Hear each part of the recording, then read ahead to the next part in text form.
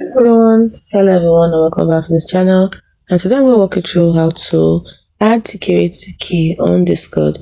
First thing you need to do is open up your Discord app and then tap on the profile icon at the bottom, tap on the gear icon at the top, and then tap on account.